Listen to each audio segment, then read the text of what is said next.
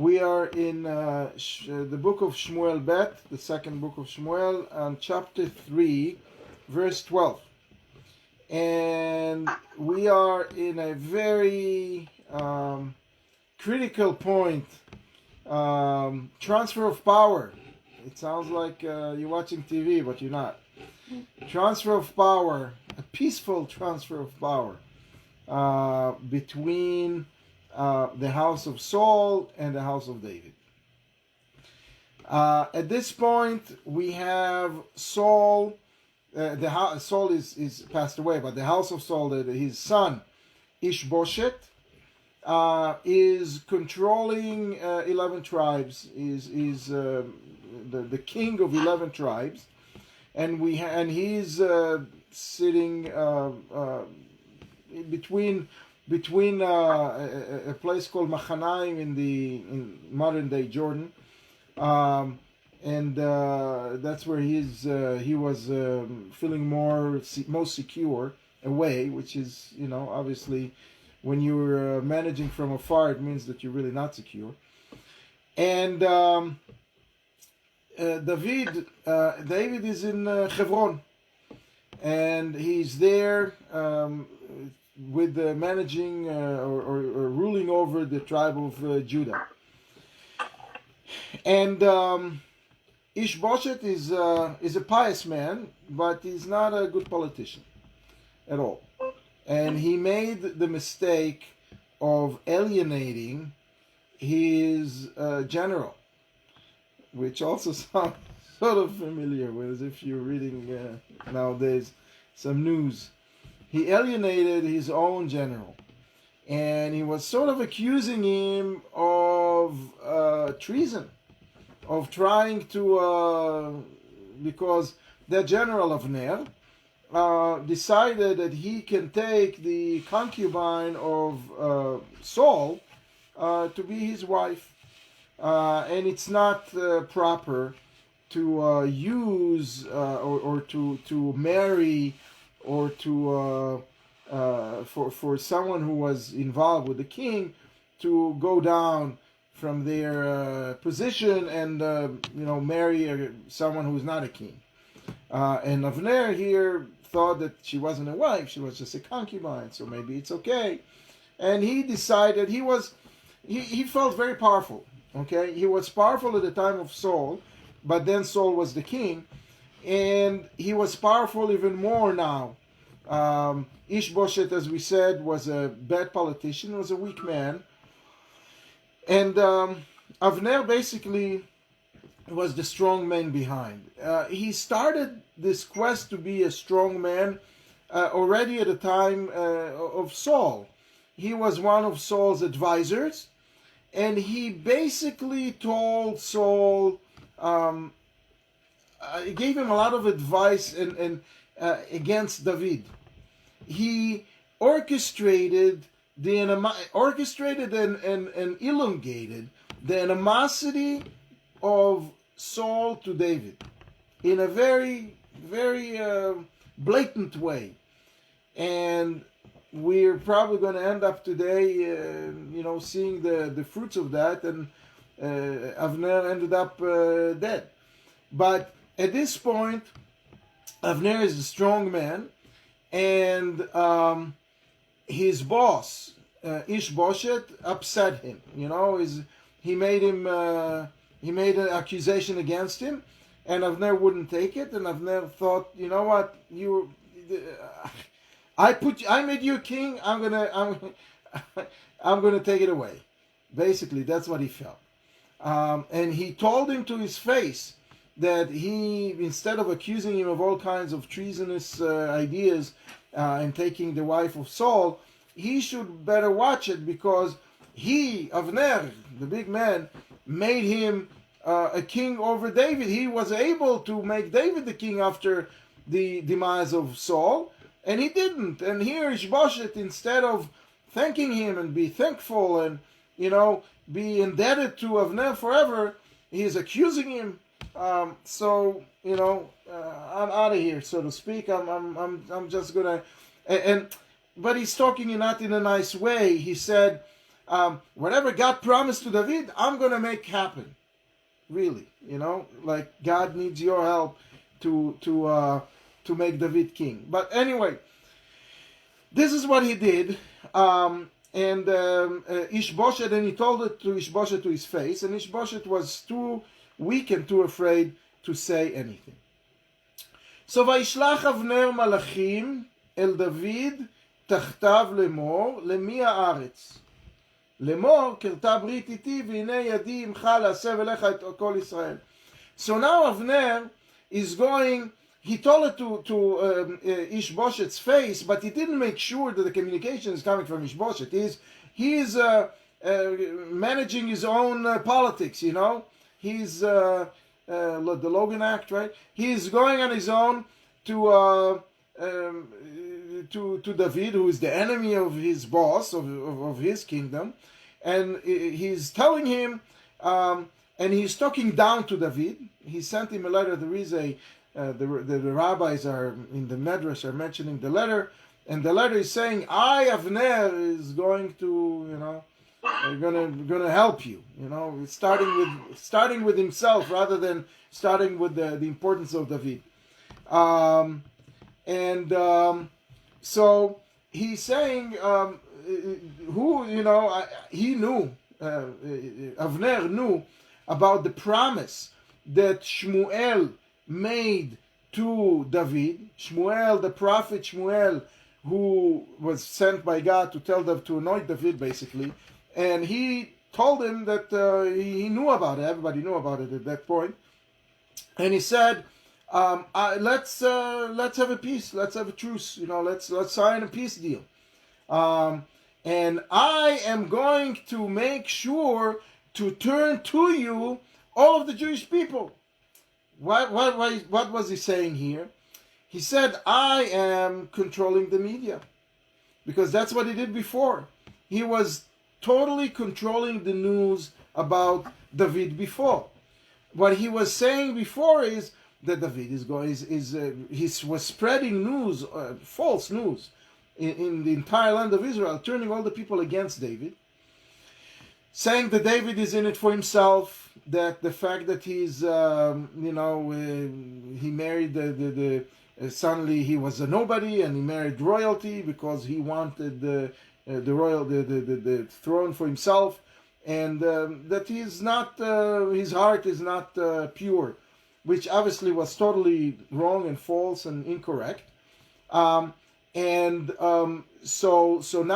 he was spreading, he was controlling all of the news in the land of Israel. So everybody knew that if you want to spread the news, Avner is a good, AP organization. And so he said, now Avner is saying, so I'm going to turn everybody towards you. Okay. So David is making one of the most brilliant political moves ever. He says, no problem. Vayomer David, so David says, Tov, no problem. Let's sign a deal. I'm going to sign a truce, a pact with you. However, there is one precondition. There is one thing that I'm asking of you. You are not going to see my face, לא תראה את פניי, unless unless you're bringing with you, before you see me, you're bringing with you the daughter of Saul, Michal, when you come see me. What's going on here? So we learned it a few months ago, that after the war against Goliath, Saul promised his daughter to the winner, promised a whole bunch of other things, money and David won that, and now he wanted to collect. So he comes to Saul, and nobody around there is happy about it, because David is a nobody at the time. And here he's going to marry royalty. So Saul is giving him an extra task. He's telling him, bring me 100 dead Philistines. So David goes and brings him 200. And with that, David thought that he accomplished, that he brought something worthwhile to Saul. Saul didn't see it as much as such, and he didn't consider what he brought him anything. And when he gave him his daughter Michal, there was a technical move over there that you need to, when you're doing a kiddushin, when you're marrying a woman, you have to give her something that's worth something, right? That's the ring has to be worth something, has to be your money, and that's how the so to speak, the transaction. It's not popular to say nowadays, but that's how the transaction is happening. You become married to that person, and Saul. It was a technical thing that he really didn't give anything to Michal. He gave something to the father. So David thought that he gave something. Saul thought that he gave nothing. So therefore, it's not a real marriage. It's too technical. We discussed it at one point. I'm not going to go into it again. But the point is that David ended up with Michal. Shortly thereafter, Saul says, no. I want her back. I don't like you. And Saul thinks she's not his wife, because the marriage was not really legit. And so he took her away and gave her, Saul took Michal away from David and gave her to another man. And that other man was a pious man. And he thought that something is fishy over there. And he did not really have a relationship with Michal throughout their life together. He made sure not to, he knew that it's wrong. He was a pious man, so now David is able legally to get her back, because the fact that she was taken away from him, when someone is divorcing a woman, and that woman is going and marrying someone else, according to Jewish law, if she divorces the second husband, or the second husband passes away, she can't marry back the first one. That's a very strict law. However, there is one exception. If the fact that she went away from the first husband was under duress, she was taken away. It wasn't her. It wasn't his against his will, against her will, and so that's what happened here. So in that case, in that exceptional case, she can go back to him. So he's now telling Avner, if you want to talk to me, I want her. Because he is the one, Avner was the one that orchestrated the fury of Saul, the fury that caused Saul to annul, to cancel the marriage and take Michal to begin with. Now, you caused me, you took my wife, my first wife that I loved dearly. You made sure that Saul took her away. You want to talk to me? No problem, buddy. Bring it back. Now, we will see at this point in David's life, he is stronger than Ishbosheth. He has an army. He is able to fight and take her back with some sort of a commando, attack. Why didn't he do it until now? We will see in a second. But anyway, at this point, he's telling Avner, no problem. Let's strike a deal. Let's have a peace treaty. But I want my wife back. So what happens here is very strange. We don't hear that Avner answered. And we will see in a second why. Avner doesn't answer here. So what does David do? David is sending another letter back, another message, but now not to Avner. He's sending it back to his boss, to Ishbosheth. Vayishlach David malachim el Ishbosheth ben Shaul. He sends now direct messenger to Ishbosheth and tells him, "Dai et Ashti et Michal, give me my wife back. Asher arasti li b'mea olot plishtim, that I actually made a kiddushin, a valid Jewish marriage. I accomplished it, and I gave instead nowadays we give a ring. I gave her, I gave her father, I gave the worth of 100. It says a lot here, but 100 dead Philistines. That's essentially it, and it was worth to Saul. It was worth money. So I want this wife back. So what happens here? Why didn't he take her until now? Why didn't he demand her until now? Because we're talking about at least 2 years into David being a king. Why did he wait? And why wasn't Avner saying anything? And what's going on here? So there are lots of commentary about it. And the point is that David made a superbly smart move here. Avner was known to be a conniving, underhanded. He was a general. When he needed something, he made it happen, no matter what, by hook or by crook.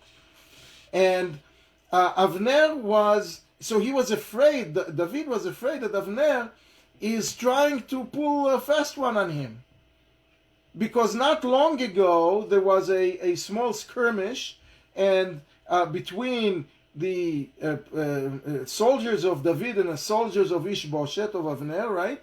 And David won, hands down, 360-20, right? Dead people. So he thought that now Avner is coming to retaliate. That's a possibility. At least it's a possibility. Now, it was strange to him that Avner approached him directly and not Ishbosheth. That means that it's not straight. It's not coming from a king to a king. Let's make a deal. Let's make a pact. It's coming through a messenger. So the one thing that David was feeling is rightfully his is the wife, Michal. And he wanted Ishbosheth, the king, the opposing king, to turn her in and to agree that what was done to him was wrong, and now they are righting the wrong and returning Michal to David. He didn't want this to happen in an underhanded way. He didn't want that Avner is going to take her and bring her, and he didn't want that so that's one thing. He also, until now, he didn't want that his private issues going to influence state affairs. His private problem that his wife was taken away from him, he didn't want this to be the trigger to start a war. So he didn't go and attack and took her, forcefully from her the second husband. He wanted it to be fixed, and he wanted to be fixed by the house of Saul, and he didn't want any in a public way, not in a secret way. It should not be some sort of a secret deal. He didn't want to embarrass his wife, Michal, because now she was taken, now she was stolen back. I mean, it's like a property. She's not a pocketbook. She's a woman. She's a person. He didn't want her to be embarrassed, so he didn't want to go and rescue her as if she needs a rescue, and there, because that will be held against him. And he also didn't want to, risk her being hurt during the attack. And he didn't want any of the soldiers to be hurt during the attack. He didn't want someone else's, some other mother to bury her child because of his wife. And he didn't want to throw the Jewish people into a roller coaster, a cycle of violence, so to speak. What he did want to do, he wanted to save Ishbosheth, to save his face, to not embarrass him, because it's not Ishbosheth that took Michal, it's the father, Saul. Saul is passed away, and it's possible that the son is going to say, you know what, something was wrong, was done to you, and I'm going to fix it. Instead of being led by Avner in a embarrassing way that the general is managing here. So he was very, very, he cared about Michal, David, and he also cared about the honor and the respect of Ishbosheth, because David still held the house of Saul very dear to his heart. He thought Saul became a king by the will of God, and then his son became, preceded him. So he's not the one to unseat him or to embarrass him. And finally, what some of the commentaries are saying, he was trying to protect Avner's honor. Because if Avner would do something underhanded, switch sides, it doesn't look good. It doesn't look good that to Avner's honor. Avner was a respected man, and now he did something so silly to go against his own boss. He wanted everything to be above board, on the table, in the open, and no secret negotiations. Ishbosheth recognizes that, and he recognizes that he lost his ally, his general, so he has no choice. And he answers, "Vayishlach Ishbosheth vayikachea me'im ish me'im Paltiel ben Laish." So Ishbosheth doesn't make any, doesn't answer, doesn't argue, doesn't say hi, bye, nothing. He goes and takes Michal and says, "Listen, it was a mistake that my father made. He put you with this man. This man was smart enough not to touch you and not to have a relationship with you and cause further damage. You have to go back to. Do you want to go back to?" So she obviously wanted. She loved David dearly. So they. That's what they did. Ishbosheth is ordering Michal to go back to David. Vayelech ita isha. That was very strange, very honorable, very painful. The second husband is escorting his wife, while crying. He was crying after her as she was led towards back to David. Ad Bachurim, until a city called Bachurim, a city which is becoming famous later. We'll talk about it. Vayomer elav Avner lech shuva yashov. And Avner realizes that this is a Turkish soap opera. It's really not. It's not proper for David. It's not proper for Michal to have this man going, escorting her, crying as she's going to her rightful husband. So he's basically shooing this Paltiel ben Laish in telling him, just get lost, go home, and that's what he does.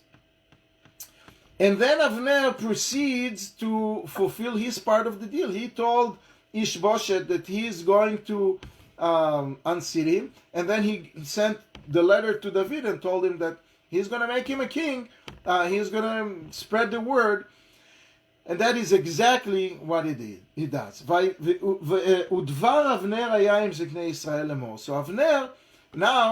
Avner, again, masterful in communication, masterful in politics.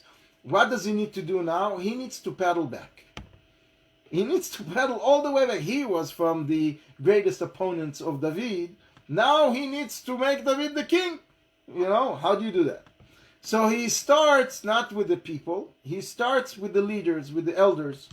And he comes and tells them, listen, you were asking the other day that David will be the king. Listen to that. What happened after Saul passed away, after Saul was killed in a war, so right away David comes to Hebron and is becoming a king by the tribe of Judah. Ishbosheth, being the weak man that he is, he starts by being the king of his tribe and a couple of tribes around, and slowly acquiring more control over the rest of the tribes, acquiring control with the help of Avner. Avner at this point is convincing everyone else to not go with David HaMelech, not go with David as a king, but continue with Ishbosheth. right? That's what he does. So now he comes to them and says, you asked the other day, you wanted David to be your king. So here's an opportunity, and come back. Now he's ready. Now we're ready. So it's now. And what he's trying to do, he's trying to tell them that you have to positively do something. He's coming to the elders and tell them, you have now to anoint David as a king. V'ata asu, you have to take a step. What's going on here? He knows that David has complete respect to Ishbosheth and the house of Saul, and he saw for 2 years that David did not make any step to step over them, to diminish the stature, the status of Ishbosheth. Not at all. He had full. So David was very passive, and Avner knows that in order to be a king, you need to be active. You can't get to this kind of a ruling position without wanting it. So he knew he wanted it, but he didn't do anything. So he tells the elders, you have to do something. You want him as a king now, so you do something. They don't buy it, and in truth, they're already fed up, because they started, if you recall, 2.5 years, 4.5 years before that, when the Jewish people came to Shmuel and said, we want a king. Shmuel told them it's not the time. It's not the right time yet. You have to wait. But as they say, they insisted. So he gave them Saul as a king, and what happened? Only trouble. There was a couple of wins, but then losses, a lot of losses, and now it's becoming even worse. So the elders realized that maybe the request to begin with, to have a king, was not such a smart thing to do. So now they're not going to be initiating, okay, so let's leave this king, let's go to other. Politics, they realize that politics is a dirty thing, and it's not the right thing to do. But Avner is telling him, because God promised to David to be a king. Ki Hashem amar al David lemor, beyad David avdi hoshea et ami. God told David that David is going to be the redeemer of the Jewish people. From who? From the Philistines, miat Plishtim, umiat kol oivim, and from all the other enemies. So now Avner is pushing the elders to rally behind David. They don't buy it, they don't do it, but they don't resist. So what does Avner do? He continues his campaign. He gets on a train or on a bus or whatever it is that was in those days, and he goes from place to place and rally the troops, rally the people. So then, after he talks to the elders of Zion, he's going to the tribe of Benjamin, his own tribe. And then, after he slowly succeeding, he's going to David, to meet David, because now he delivered the precondition. He made sure that he claims, it happened, that the wife came back to David, the Michal came back to David, and he is keeping his end of the deal, and he's spreading the news all around the land of Israel about how David should be the king. So now he's going to meet David. So Avner goes to meet David. He's going to the lion's den, right? He's the enemy, but he's walking into the city of Hebron. Et kol asher tov bnei Israel ubnei kol beit Binyamin, and he's telling David, he's trying to tell, he's projecting the news that this is the right thing now for the Jewish people, to anoint David and to rally behind him and to unite behind him, and everybody is going to do it, including my own tribe, says Avner. The tribe of Benjamin is going to be behind you. And once the tribe of Benjamin and Avner, who is the strong man in Ishbosheth's kingdom, and Ishbosheth himself didn't do anything except giving Michal back, which was enough of a sign to say, it's all yours. Now it's time for David to assert himself. So Avner is heading to Hebron. Sayavo Avner el David Hebron. So Avner is actually goes to the city of Hebron, and he brings with him a whole group of people, a company with respected people, respected but also for his self-protection. V'ito 20 anashim. It's sort of a mixture of a group of important people to deliver a message together with a secret service. Vayas David leAvner veLanashim asher ito mishteh. Now David is playing ball. He got his wife back. He's very happy. So he's making a big party. He's making a party, a state dinner, and invites Avner and all the people that came to him. And then during the party, Avner is standing up and telling to David, ויאמר אבנר אל דוד, אקומה ואליך ואקבצה אל אדוני המלך את כל ישראל. So now after I spoke to the elders, and after I spoke to my tribe of Benjamin, and after I, delivered your wife, and I came here with 20 people to show you respect, now let me go, and I'm going to go all around the land of Israel, and I'm going to make sure that all of the Jewish people will rally behind you. ויכרתו איתך ברית, and they're all going to sign a pact with you.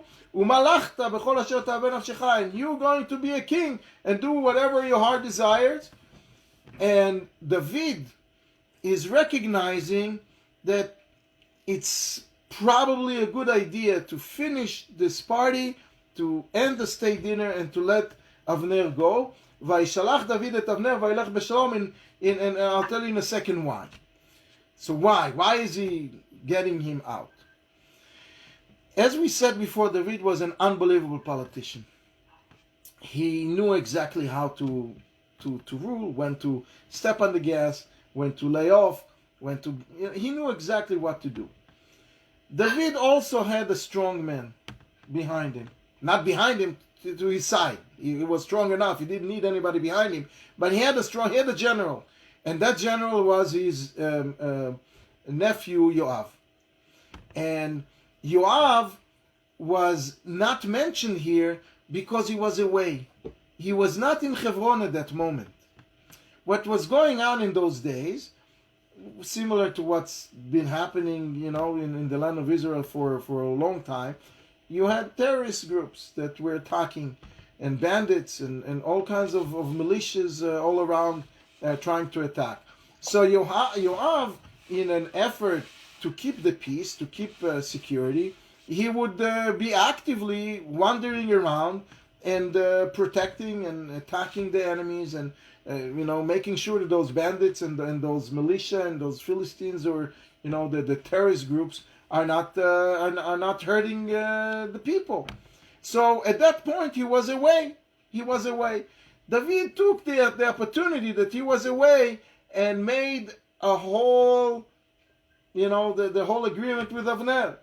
He cemented the agreement with Avner. He brought him in public, state dinner. Everybody knew it except Yoav. Yoav didn't know it, and but he couldn't change it now, because once a move like that is done, it's hard to roll back. So Avner left. So as soon as Avner leaves town, from the other side comes Yoav and the servants of David. They came from the army. They came from a battle. V'shalal rav imam, and they were successful, and they brought a lot of booty from that battle. ואבנר איננו עם דוד בחברון כשלחו וילך בשלום. And Avner at that point is no longer with David in Hebron, because he left.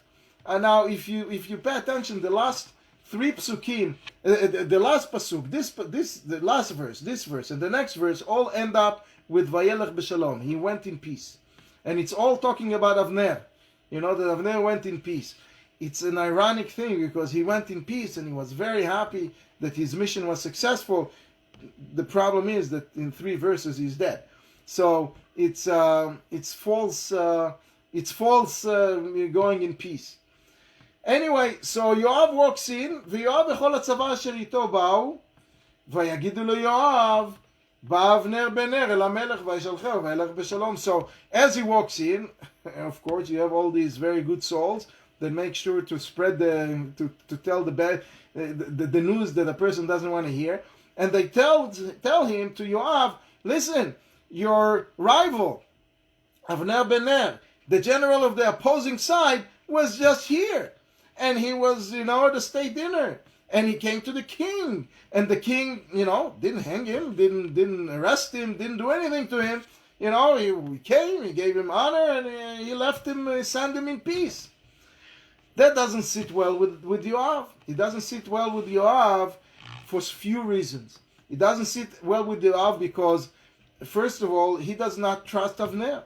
Just like David didn't trust originally, but David did it in a smart way. He told him, with a political maneuver, he sort of managed to get him to do what he wanted to do. But Yoav doesn't buy it. Yoav is more of a general. He's a rough guy. He's a very rough guy. The last verse in this chapter is saying that David is saying that Yoav is a rough guy. Yoav ended up killing Avner. He doesn't take hostages. He doesn't he doesn't trust Avner. And so he comes right away, and it's possible also that he was afraid that Avner, with his greater accomplishment and more experience, if suddenly David is talking to him, maybe David is going to replace him, Yoav, with the services of Avner. Who knows? Vayavo Yoav el hamelech vayomer. So Yoav goes to the king and says, "What have you done, Mr. King? What have you done, David? He came to you. You finally were able to get him. Why did you let him go? Why did you let him go? You should have arrested him. You should have, what are you letting such a strong man roaming in and out and fooling you? Why fooling you? ידעת את אבנר בן נר. You knew אבנר בן נר, כי לפתותך בא. You knew that he's coming to deceive you. He's coming to fool you. He's coming to tell you all kinds of stories and to pull you by the nose. And why is he coming here? How dare? What does it mean? He came for reconnaissance. He came in order to know, how can you get in? How can you get out? What changed in Hebron since the last time I was there a few years ago? Where is the weak spot?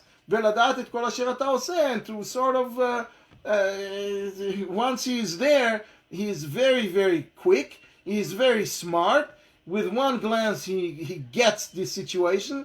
And what did you bring in that snake into your own home? So Yoav at this point, David doesn't feel that he needs to give Yoav report. He also knows that Yoav is very upset for right reason, because Avner, several verses ago, killed Yoav's brother Asael in a battle, and so David is just quiet. He knows that Yoav cannot do anything about the political accomplishments of what was happening, and so he just basically didn't answer. So Yoav meaning David, so Yoav leaves, and he sends messengers after Avner. And he is determined, he's so upset, and he's determined to finish Avner. So he sends messengers to bring Avner in, and to tell him, come, and to bring him in a very deceiving way, to get Avner. His guards were down because he was just in a state dinner, and he didn't imagine that Yoav is going to go against David here. So he felt Yoav was not around. Maybe he wants to meet him. He just came. He just missed him. So come back. Okay. So Yoav comes back. And where do they catch Yoav? David didn't know about this move that Yoav did, and they bringing back the messengers that Yoav sent are bringing back Avner from a place called Bor HaSirah. What is Bor HaSirah? Bor HaSirah is a place. Bor means a pit, Sirah means thorn. Okay, it's I guess it's a place that had a pit with water, and it has thorns around it. But it's also very symbolic. What's the symbolism? And I think might not be able to finish more than that, but let me just tell you what we'll finish with that point. What's the symbolism here? There were twice in the life of Saul, when Saul was chasing David, that David was arm length away from Saul and was able to kill him. We know the story. Once was when in the cave, when David was hiding in a cave, Saul needed to go to the bathroom. He went to the cave, and David was cut the edge of the end of his coat, of Saul's coat, and then he sent him. You see, I was able to cut your coat. I could have slit your throat, and I didn't. So that was once, and another time when Saul was resting and sleeping in the desert with his 3,000 men looking for David, and David was snuck into the center of the circle where Avner and Saul were resting, and he took Saul's water canteen away. And then he stood on a mountain and told him, you see, here's your canteen. Where is your canteen? Here's your canteen. I took your canteen. I was very close to you because your canteen is right next to you. I was able to kill you and I didn't. What does Avner do at that point? In both cases, he is working overtime to tell Saul, no, he wasn't here. David was not really here. What happened to the coat is that it got caught in a thorn, and it tore as you were exiting the cave. So David saw that it tore, so he took the piece of the coat. But David was not really next to you. It was just a thorn. This is a thorn here. And the canteen, the canteen was not really here. You forgot. We went to the pit to fill in the canteen, and one of the boys forgot the canteen in the pit. So David saw it and recognized it because it has your initials. So he took the canteen from the pit. So here, embedded in this verse, is the whole reason why why Avner is going to get his punishment right now. He was really going against David. He was lying. He was deceiving. He caused a whole bunch of trouble for Saul and the rest of the Jewish people by acting that way. So now they bring him back. They bring him back from the pit and from the thorn. It happens to be a place, but it also very symbolic to this situation. So we're just going to read it, but we're going to explain it next time. But Avner ended up coming back to Hebron, and Yoav, in a very deceiving way, start talking to him. We'll talk about later what exactly he was trying to talk to him about.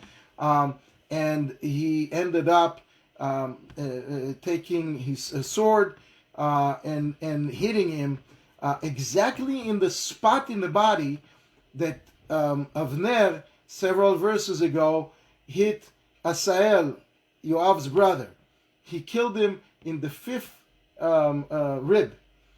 Behind the fifth rib, we have the liver, and that's if you breach that, the person is dead on the spot. And this is exactly what Yoav did back to Avner in exactly the same spot, making sure that he's paying the ultimate price for killing his brothers. I don't know if there's the rabbi here yet.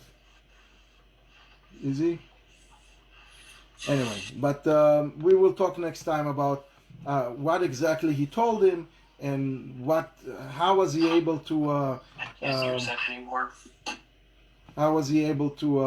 convince him that he's not going to hurt him, because Avner was not stupid, and he ended up killing him anyway. Anyway, guys, so I don't think we can start this because it's sort of too long. So I'm just hoping that the rabbi is going to come. Does he have a lecture today? Do you have a session today?